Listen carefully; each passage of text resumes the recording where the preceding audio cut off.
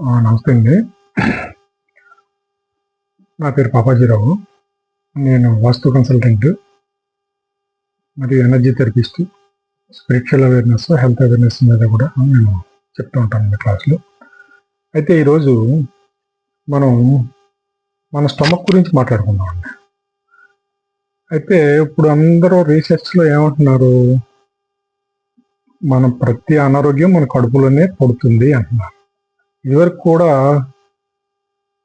ఈ ఆరోగ్యాన్ని గురించి రీసెర్చ్ చేసిన ఋషులు వాళ్ళు కూడా ప్రతిదీ కడుపులోనే, ఈ ప్రియ అనారోగ్యాన్ని కడుపులోనే పడుతుందని చెప్తున్నారు.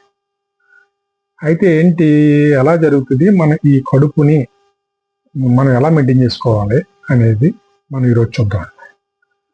అయితే ఒక భాగము తినడము, అరిగించుకోవడము, రెండో భాగంలో మోసం, ఫ్రీగా వెళ్ళడం, దాన్ని మొత్తం అంతా క్లీన్ చేసుకోవడం అనేది ఉంటుంది.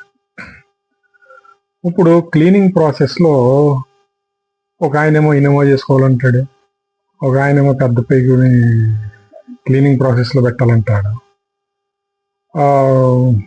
ఇంకొక ఆయనేమో చిన్న పేగుల్లో గ్యాస్ ఉంది, అది క్లియర్ అయితే తప్ప మీకు ఆర్థరైటిస్ లేకపోతే ఇంకొక సోరియాసిస్ ఇటువంటి అనారోగ్యాలు వస్తాయని చెప్తూ ఉంటారు.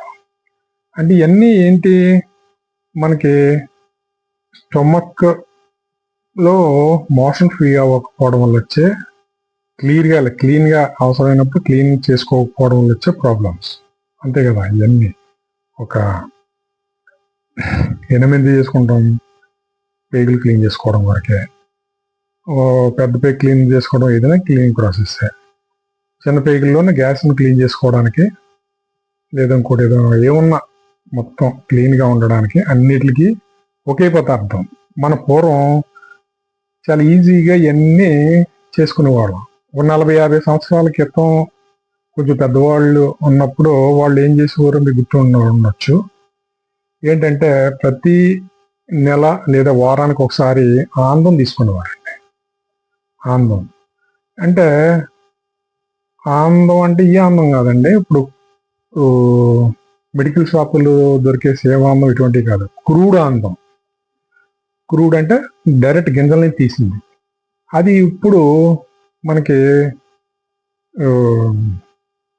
గానుగులు ఉన్నాయి చూసారా, అంటే నువ్వుల నూనె గానుగు, ఈ గానుగుల్లో మనకు ఒరిజినల్ క్రూడ్ ఆయిల్ కూడా దొరుకుతుంది ప్రస్తుతం. అది తీసుకొని పూర్వంలాగా మరీ ఎక్కువ అవసరం లేదు, 10 ml అంటే 3 స్పూన్స్. పొద్దున్నే మనం లేంగానే మనం 3 స్పూన్స్ తాగేసి ఒక గంట 2 గంటల తర్వాత మళ్ళీ కాఫీలు, టిఫిన్లు, భోజనాన్ని మామూలు కామనే.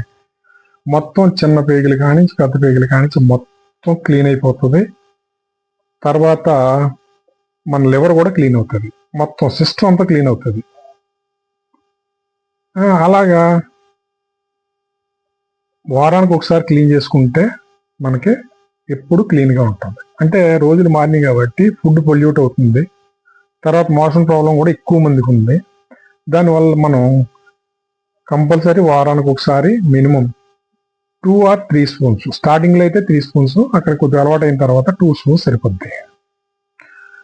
అయితే ఈ మధ్య రోజుల్లో కూడా మనకి వారంలో ఒక రోజు అయితే ఆనందం తీసుకుంటాం, మిగతా మధ్య రోజుల్లో కూడా మనకు మోషన్ ఫ్రీ అవ్వని వాళ్ళు ఉంటారు. వాళ్ళకి ఏంటంటే ఆయుర్వేదంలో నిత్యం అనే ట్యాబ్లెట్ ఉంటుంది. అది రాత్రి పడుకునేటప్పుడు ఒక ట్యాబ్లెట్ వేసుకుంటే సరిపోతుంది. లేదా మనం హోమియోపతి వాడుకునే వాళ్ళకి వైలాక్స్ అని ఉంటుంది, అది 2 tablets, 1 tablet or 2 tablets చూసుకొని వారికి ఎంత సరిపోతుందో చూసుకొని నైట్ పడుకునేటప్పుడు 2 tablets వేసుకుంటే అది కూడా ఫ్రీ అయిపోతూ ఉంటుంది. ఇది కాక ఇంకోటి కూడా ఉంది, ఎసబ్గోల్ అని ఒక ఫైబర్ ఉంటుంది. ఇప్పుడు ఇంచుమించుగా అందరూ తయారు చేస్తున్నారు. మన పతంజలిలో ఉంది, వైద్యనాథ్లో ఉంది, డాబర్లో ఉంది, అందరిలోనూ ఉన్నాయి. ఆ ఎసబ్గోల్ తీసుకొని పొద్దున్న టిఫిన్ తర్వాత ఒకసారి, మళ్ళీ రాత్రి భోజనం తర్వాత ఒకసారి ఒక స్పూన్, ఒక గ్లాస్ నీళ్ళు వేసేసి తాగిస్తే అదంతా ఫైబరే. దానివల్ల కూడా మనకి పొద్దుడికి శుభ్రంగా ఫ్రీ మోషన్ అయిపోతుంది. ఏదెప్పటికైనా మనకి కడుపు అంతా క్లీన్ అవడమే కావాలి. దాంతోపాటు ఇప్పుడు మనం ఆందం ఎందుకు తీసుకోవాలి వారానికి ఒకసారి అంటే, అందులో ఆరెంజ్ ప్రాణం ఉంటుందండి. దానివల్ల మీకు మొత్తం చిన్న పేగులు, పెద్ద పేగులు మొత్తం తుడిసి తడిగొడ్లు ఎడతాం కాదు, శుభ్రంగా కడిగెత్తి ఇల్లు ఎలా ఉంటుంది అలాగే మొత్తం క్లీన్ అయిపోయి లివర్లో ఉన్న టాక్సిన్స్ కూడా క్లీన్ అయిపోతాయి. చిన్న పేగుల్లో ఉన్న ఫంగస్ కానీ ఇంకోటి కానీ మొత్తం పెద్ద పేగుల్లో ఉన్నటువంటి వ్యర్థాలు కానీ మొత్తం టోటల్గా క్లీన్ అయిపోయి ఈ ఆరెంజ్ బ్రాండ్ అతడు శుభ్రంగా క్లీన్ అయిపోవడం వల్ల మళ్ళీ మనకు విపరీతమైన ఆకలిస్తూ ఉంటాం. అదే మనకి నిదర్శనం. క్లీన్ అయినాయా లేదా అనడానికి విపరీతమైన ఆకలి వేయడమే నిదర్శనం. ఒకవేళ ఎవరికైనా ఇవ్వకపోతే 2 days కూడా మొన్నాడు కూడా చేసుకోవాల్సి ఉంటుంది. మొన్నాడు 3 నాడు 2 రోజులు 3 రోజులు కూడా వాళ్ళ ఆకలి స్థాయి బాగా పెరిగినప్పుడే మనం ఆపాలి. ఆకలి బాగా పెరిగే వరకు 2 రోజులు 3 రోజులు కూడా అన్నం వేసుకుంటూ ఉండాలి. దానివల్ల మీకు అయితే ప్రాబ్లం లేదు. పొద్దున్న తెల్లవారుజాము 4-5 మనం వేసిన వెంటనే వేసేసుకున్న తర్వాత అది 3-4 మోషన్స్ కానీ మొత్తం క్లియర్ అయిపోతుంది. 9-10 లోపల మొత్తం క్లియర్ అయిపోతుంది. సాయంకాలం వరకు ఏమవ్వ. ఏంటంటే మనం తక్కువ వేసుకుంటున్నాం. మామూలుగా జనరల్ డాక్టర్ ఏం చెప్తారంటే డాక్టర్స్ రాత్రి పడుకునే ముందు 20 to 30 ml ఏం చెప్తా ఉంటారు ఆపరేషన్ చేసే ముందు కట్టాను. మనకు అలాగే అవసరం లేదు. ఓన్లీ 10 ml ఒరిజినల్, అది ఒరిజినల్ క్రూడ్ అంటే మనం ఇప్పుడు ప్రస్తుతం రన్నింగ్లో ఉన్న గానుగుల దగ్గర దొరికే క్రూడ్ ఆన్లో వేసుకుంటే మొత్తం చిన్న పేగుల్లో ఉన్న డస్ట్, పెద్ద పేగుల్లో ఉన్నది, మొత్తం లివర్లో ఉన్న టాక్సిన్స్ మొత్తం క్లీన్ చేసుకుంటూ పోతాం. ఇది క్లెన్సింగ్ ప్రాసెస్. ఆందం అంత క్లీన్ చేసేది ఇంకేదీ లేదు. అయితే ఈ క్లీన్ చేయడం వల్ల వచ్చే లాభాలు ఏవైతే ఉన్నాయో, కడుపులో ఉన్న టాక్సిన్స్ మొత్తం క్లీన్ అయిపోవడం వల్ల మనం హాయిగా ఉంటాం. అయితే నెక్స్ట్ మళ్ళీ మనకి ఇంకా అరుగుదల శక్తి పెరగాలి, మనకు స్టమక్ బాగా మెయింటైన్ చేసుకోవాలి అంటే ఇప్పుడు శాస్త్రవేత్తలు కూడా ఏమంటున్నారు, మనకి కడుపు అనేది రెండో మైండ్, సెకండ్ మైండ్ అంటున్నారు. అంటే మన కడుపు బాగున్నప్పుడే మనం ఆలోచన తీసుకోగలం, మంచి ఆలోచనలు వస్తూ ఉంటాయి. ఆల్కలైన్ యాసిడ్ అంటే క్షారం, ఆమ్లం. మన కడుపులో ఆల్కలైన్ అయి ఉంటే మనం హ్యాపీగా ఉంటాం, మన స్వర్గంలో ఉన్నట్టు. అదే యాసిడ్ ఎక్కువగా ఉంటే మనం నరకంలో ఉన్నట్టు. అదేంటి అలాగంటారంటే ఆల్కలైన్ అయ్యి ఉందనుకోండి మనం హ్యాపీగా ఉంటాం, ఆకలేసిన కొంచెం తట్టుకుంటాం, హ్యాపీగా ఉంటుంది, మంచి మైండ్ కూడా కూల్గా ఉంటుంది. 1 గంట 2 గంటల భోజనం లేట్ అయినా లేదా పూట తినకపోయినా మనకి ఇబ్బంది అవ్వదు. అది యాసిడ్ ఎక్కువ ఉందనుకోండి అత్మానం, షార్ట్ టెంపర్ రావడం, కోపం రావడం. మనం మళ్ళీ యాసిడిటీ పదార్థాలే అంటే ఎన్వీలు, మసాలాలు ఇవన్నీ తినడానికి మనకి టీలు, కాఫీలు ఇటువంటివి మళ్ళీ మన స్టమక్ మనకు కోరుతూ ఉంటుంది. అది మనకు వచ్చే ఇది అనమాట. అందు గురించి మనం ఆల్కలైన్ అయ్యి ఉండదు స్టమక్.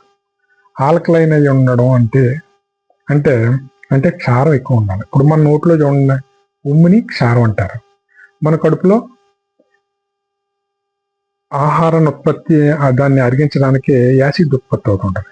ఇక్కడ మనం నవిలి ఎక్కువసేపు నవిలినప్పుడు ఇది క్షారం దాని భోజనంలో కలుపుతుంది. కిందకి వెళ్ళినప్పుడు ఇంచుమించుగా సగం ఇక్కడే అరిగిపోయి ఉంటుంది కాబట్టి ఉన్న సగం ఆమ్లాలు ఉత్పత్తి అయ్యి అరిగింపజేస్తాయి.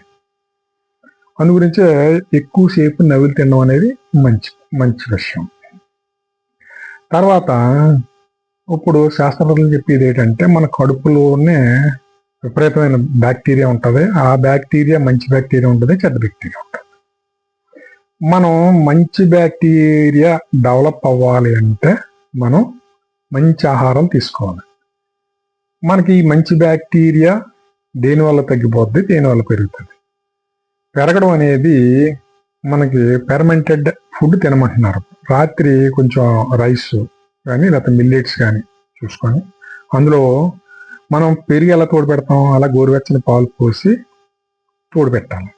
తోడుపెట్టి అది పొద్దున్న కానీ లేకపోతే మొన్నటి మధ్యాహ్నం కానీ తినొచ్చు. అందులో ఉన్న బ్యాక్టీరియా మన కడుపులో ఉన్న బ్యాక్టీరియా ఒకటే. దానివల్ల మన బ్యాక్టీరియా తగ్గిపోయింది అనుకోండి, మళ్ళీ ఈ చెద్దన్నం తినడం ద్వారా మనకి మళ్ళీ గట్ బ్యాక్టీరియా పెరిగి మళ్ళీ మనకి హాయిగా ఉంటుంది, ఆల్కలైన్ అవుతుంది. అయితే బ్యాక్టీరియా ఎక్కడ పాడవుతుంది అనేది కూల్ డ్రింకుల వల్ల బ్యాక్టీరియా చనిపోద్ది. అలాగే మన హోటల్ ఫుడ్స్లో ఇప్పుడు బిర్యానీ చేశారనుకోండి, ఆ బిర్యానీలో ఈ రకరకాల మిక్స్ చేస్తున్నారు, టేస్టింగ్ సాల్ట్ ఇవన్నీ, దానివల్ల కూడా మన బ్యాక్టీరియా చనిపోతుంది. తర్వాత ఇప్పుడు పిజ్జాలు, బర్గర్లు ఇటువంటివి తిన్నాం అనుకోండి, మనలో ఉన్న నెగిటివ్ బ్యాక్టీరియా అది తిని ఆహార పదార్థాలు తిని ఇంకా నెగిటివ్ బ్యాక్టీరియా ఇంకా పెరుగుతూ ఉంటుంది. అందు గురించి మన పాజిటివ్ బ్యాక్టీరియా పెంచుకోవడం అవసరం కాబట్టి పాజిటివ్ బ్యాక్టీరియా పెరగడానికి తినేటటువంటి ఆహారాలు తినడమే మంచిది.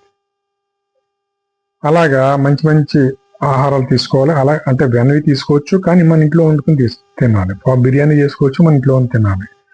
కూల్ డ్రింక్ తాగకూడదు. కూల్ డ్రింక్ ప్లేస్లో మనం కొబ్బరి నీళ్ళు తాగాలి. ఇలాగా మనం మార్చుకుంటూ మనం స్టమక్ని డైలీ చల్లదనం తింటూ, ఇంకా ఆకలి మనకు బాగా వెయ్యాలండి, మనం అరగాలంటే కొంచెం డైలీ కొంచెం చల్లదనం తినడం. తర్వాత 2 తమలపాకులు, పచ్చి తమలపాకులు తినడం.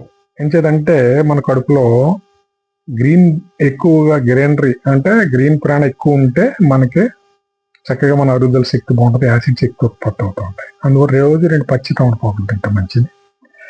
మరియు యాసిడ్స్ బాగా ఉత్పత్తి అవడానికి అల్లం కూడా బాగా ఉపయోగపడింది. ఇప్పుడు మనం టీ తాగుతాం అనుకున్న టీలో అల్లం వేసుకోవడం, లేదా మన కూరల్లో కూడా కొంచెం అల్లం జీలకర్ర ఎక్కువ వేసుకునే ద్వారా మనకి ఈ అల్లం ద్వారా మనకి యాసిడ్ లెవెల్స్ బాగా ఉత్పత్తి అవుతూ ఉంటాయి.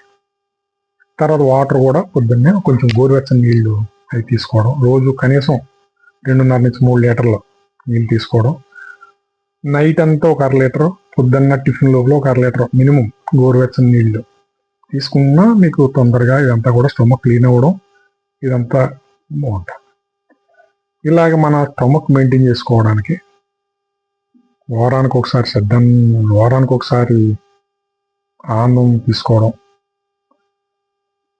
మిగతా రోజుల్లో కూడా మోషన్ అవ్వకపోతే నిత్యం ట్యాబ్లెట్ కానీ వైలాక్స్ కానీ వేసుకోవడం, లేదా సబ్గోలు తీసుకోవడం.